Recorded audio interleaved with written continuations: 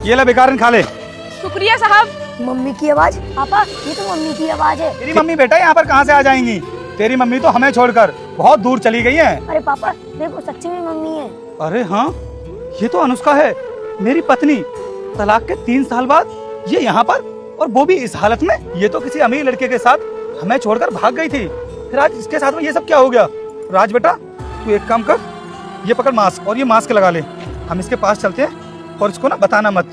सुनो, जी साहब। इतनी धूप पड़ रही है, इतनी तेज गर्मी हो रखी है, और तुम इतनी गर्मी में यहाँ पर रोड किनारे बैठी हुई हो। तुम्हारा कोई घर द्वार नहीं है क्या? क्या करूं साहब, मजबूरी है मेरी यहाँ पर बैठना, इसलिए मैं यहाँ पर बैठी। ऐसी भी क्या मजबूरी है तुम्हारी जो तुम्हें रोड के किनारे पर बैठना पड़ रहा है? घर बार तो होगा तुम्हारा, अपने घर चली जाओ। नहीं साहब, मैं अपने पति के पास नहीं जा सकती। लेकिन तुम अपने पति के पास क्यों नहीं जा सकती? क्योंकि मैंने अपने पति को छोड़ दिया है। क्या तुमने अपने पति को छोड़ दिया? लेकिन तुमने अपने पति को छोड़ क्यों दिया? क्या तुम्हारे पति तुमसे प्यार नहीं करते थे, या वो तुम्हारा ख्याल नहीं रखते थे? नहीं साहब, ऐसी बात नहीं है।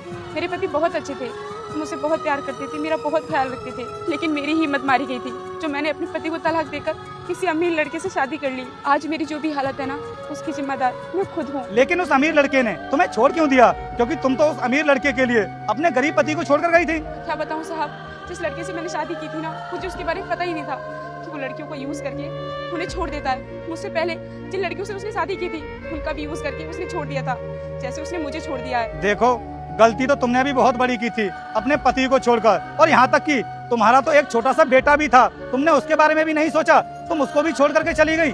अरे कम से कम तुमने अपने पति के बारे में नहीं सोचा तो अपने बेटे के बारे में तो सोच लेती कि तुम्हारे जाने के बाद तुम्हारे बेटे का क्या हाल होगा। हाँ साहब, आप सही कह रहे हो।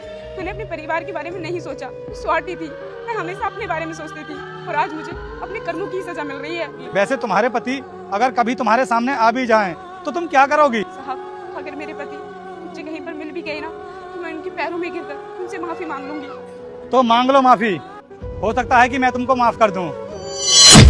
रोहित तो, और मेरा बेटा रोहित, मुझे माफ कर दो। मुझसे बहुत बड़ी गलती हो गई जो मैंने तुम्हें छोड़कर उस अमीर लड़के से शादी कर ली।